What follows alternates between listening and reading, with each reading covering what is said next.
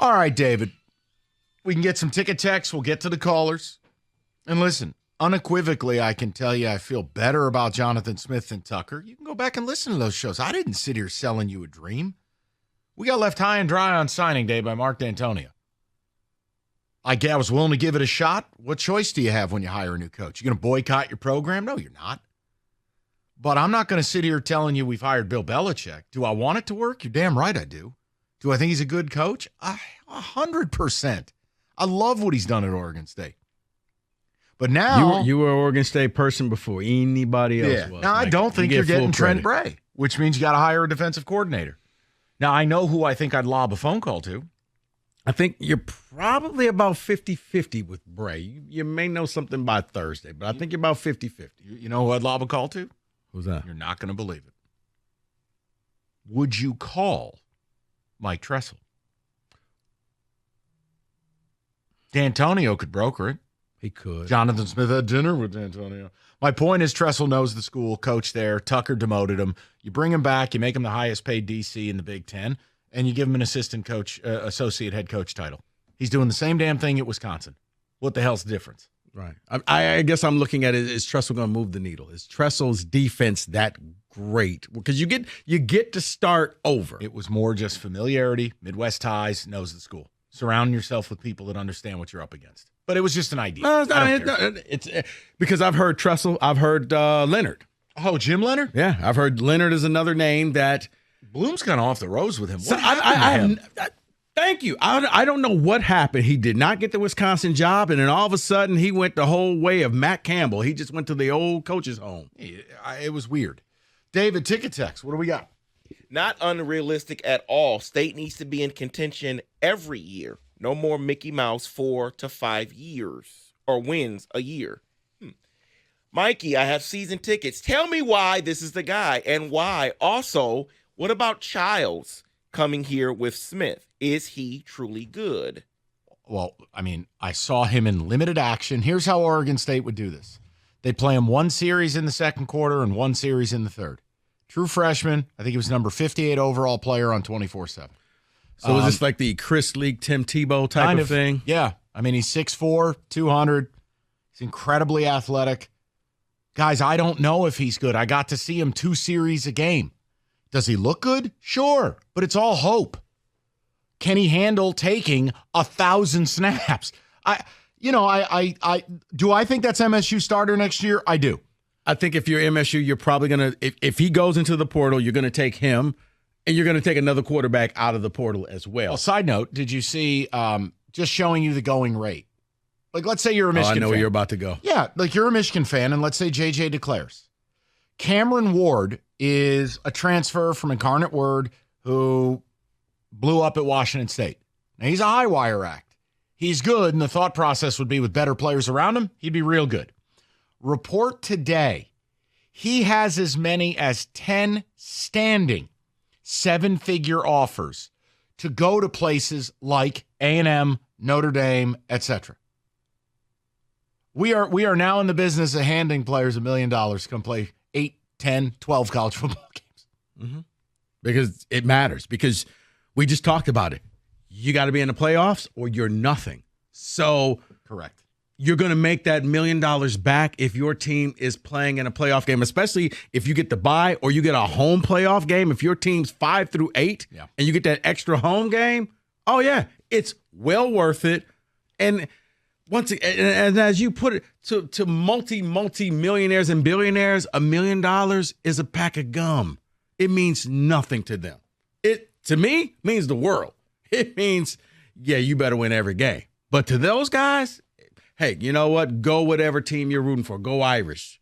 Go Wolverines. Well, go wasn't Spartans. the report that your baby Talia, yeah, wasn't the report he was offered 1.5 by an SEC school? Yeah. I mean, that's unbelievable. Makes more than a second-round draft pick in the NFL. Which is why it's more profitable to stick around for extra years, make the money, and then be a third-round pick. Oh, like Quinn Ewers.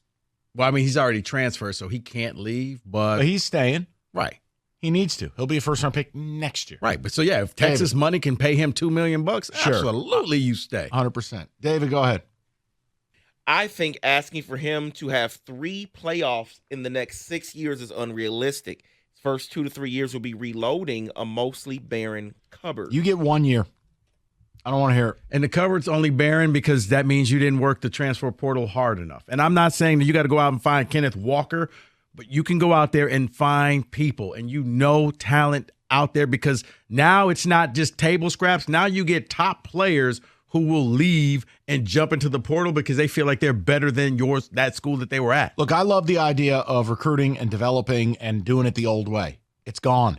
Now, Jonathan Smith says he wants to do some of that. Respect. You need time for that.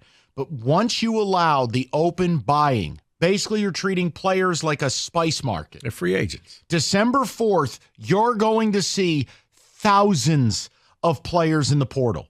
You can read some articles where some of these reporters are sitting on names that, quote, you won't believe they're in the portal. So, John, my message is this. If Michigan State is not serious about being able to go to the portal and expedite the rebuild, not taking some fourth string taco vendor from Alabama, no, buying legitimate players, then get out of the sport. Yeah. That's it. You wanted NFL light? I'll treat it like NFL light. Would you ever accept your football team not using free agency? Yes or no? No. Then why would I accept this? No. And it's why Clemson is falling behind with Dabo, because Dabo refuses to do this. But, Mike, you have people already, and I know this probably doesn't mean much, but the average, like Deion Burks, star receiver at Purdue, has already said, I'm in the portal. Indiana's best receiver at the portal. Huh. Name escapes me. He's the 6'4" kid. Tall kid. Huh. Is it not McCullough? That was the linebacker who left last year. I get your point, though. Yes. Let's go to David. Do you have anything to add? I was looking up the Indiana receiver for you. Give it to you. But go to the call. My bad. I know he's tall and good, and he needs to get the hell up out of Bloomington. Let's go to Carl, 97.1. What's up, Carl? Hey, I'm so pumped. I'm happy. I think this is exactly what the program needed. The only way I'm going to judge him is he holds his coordinators to the fire. You know what I mean? I'm tired of seeing the rotation, the same song and dance, which is going to put somebody in a different seat. If he goes, you're not doing your job, you're out, then I think he'll be a good coach. I don't want to see Scotty Hazelton for the 4th year in a row.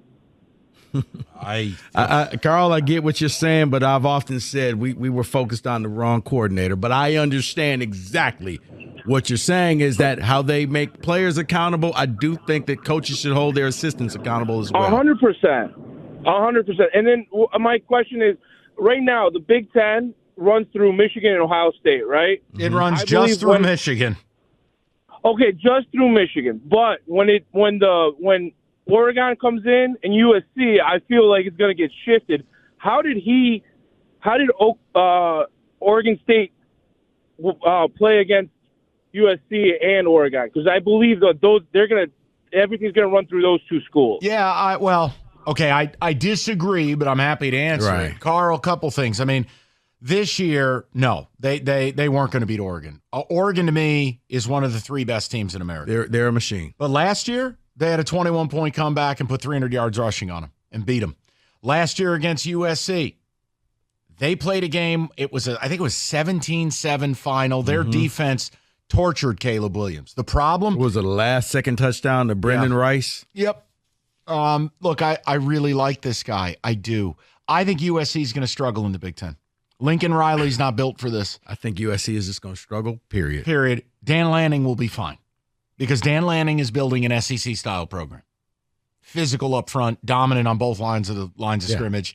UW, I think it's going to be interesting to see what you do when you don't have Michael Penix for the first time. Let me help you what they're going to do.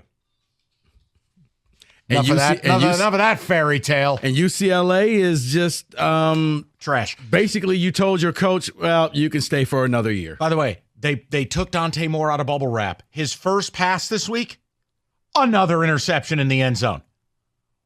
What?